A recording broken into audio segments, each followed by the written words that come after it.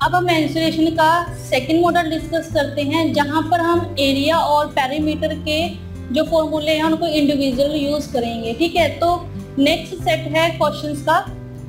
First example है यहाँ पे, a fence to be drawn around a circular ground of radius 14 metre, what will be the total expenditure if the cost of the fencing is ₹100 per metre. एक circular ground के around यानी कि चारों तरफ एक फेंस लगाना है, बाड़ा लगाना है जिसकी रेडियस 14 मीटर है और हमें टोटल एक्सपेंडिचर बताना है उस फेंस को लगाने का, अगर पर मीटर की कॉस्ट ₹100 हो। ठीक है, अब सपोज कि ये सर्कुलर ग्राउंड है, ठीक है, हमने इसके अराउंड लगाना है तो यानी कि बाउंड्री पे लगाना होगा, है ना।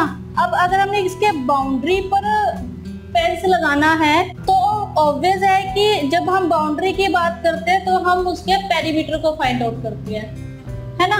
एरिया होता है ये अंदर वाला स्पेस और पेरीमीटर होता है जो उसकी बाउंड्री की बात हम यहाँ पर करते हैं। तो अब ये पेरीमीटर है तो पेरीमीटर का फॉर्मूला होता है =2πr, यानी कि अगर हमें सर्कल का पेरीमीटर फाइंड आउट करना हो तो हम फॉर्मूला यूज करेंगे 2πr। आर हमें क्वेश्चन में दिया हुआ है 14 मीटर, आर यानी कि रेडियस, तो 2 × 22/7 × 14।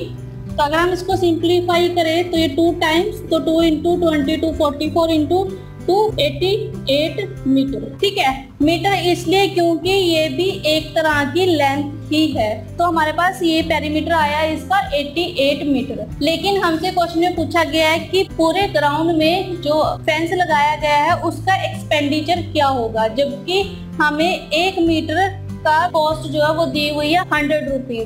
तो हम कैसे फाइंड आउट करेंगे, तो टोटल एक्सपेंडिचर होगा यहाँ पे। अब हमारे पास 1 मीटर में ₹100 का एक्सपेंसिस है, तो 88 मीटर में कितना होगा, तो ये होगा perimeter multiply cost per metre. ठीक है, पेरीमीटर है 88 मीटर और कॉस्ट है 100, तो यहाँ से आएगी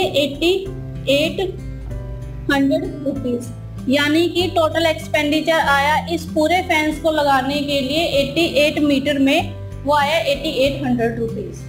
तो इस तरह से आप इन क्वेश्चन को सॉल्व कर सकते हैं। सर्कल के पेरीमीटर को हम सरकमफ्रेंस भी बोलते हैं, तो इस तरह से आप सरकमफ्रेंस का फॉर्मूला यूज करके यहाँ पर क्वेश्चन को सॉल्व कर सकते हो। अब इस क्वेश्चन में तो हमें सर्कल दिया था, हो सकता है कि यहाँ पे स्क्वायर ग्राउंड हो सकता है रेक्टेंगल ग्राउंड हो, किसी भी शेप का ग्राउंड दिया होगा। अगर उसके बाउंड्री की या चारों तरफ की बात की जाए तो हम पेरीमीटर को फाइंड आउट करके इजिली क्वेश्चन को सॉल्व कर सकते हैं।